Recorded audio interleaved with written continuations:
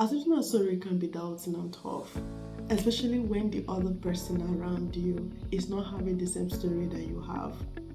Yes, sometimes we are meant to throw away our story while looking out for the other person's story, thinking that is the most perfect.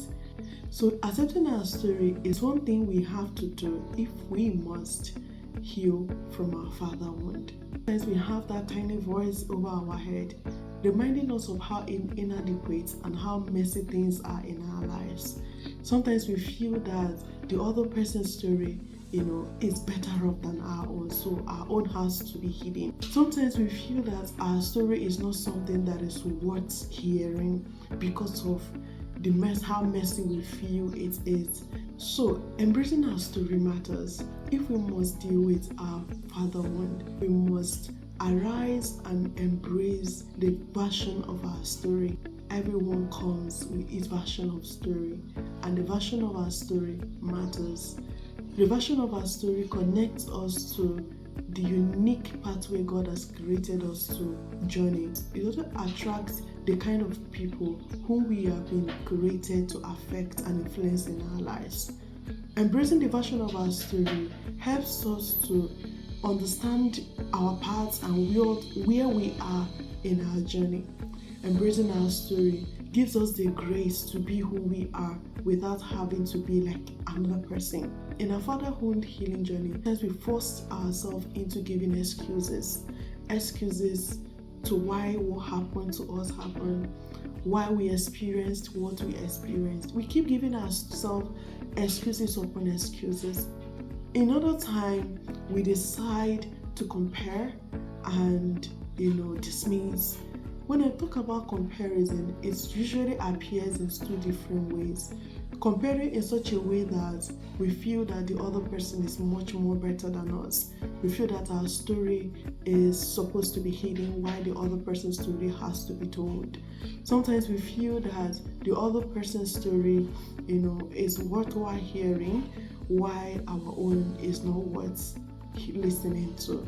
Sometimes comparison show itself as making us believe that our story is more, it's not something that has to be talked about, is not as bad as the other person. Other person has a very huge messy story, while our own is not as messy as that.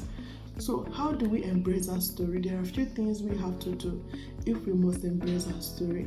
Embracing your story is not all about going out there to shout out your story without first and foremost embracing it within yourself.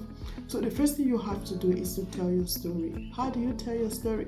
You tell your story by first telling your story to a paper. You first of all tell your story by journaling. You find yourself telling your story by narrating your story, allowing the feelings and the memories and everything that is in between to show itself. So you tell your story on a paper with your paper and your pen first. So after you must have done that and you feel that you have, at some point become more comfortable to it, you want to tell that story to a friend, someone you trust. And then you can proceed to tell that story to a group of people who you feel that your story can motivate and inspire. So the next thing you also do with your story is to acknowledge with it how far God has taken you through. Telling your story is not just an act, is a way of you acknowledging how far the Lord has brought you, how far God has brought you in your life.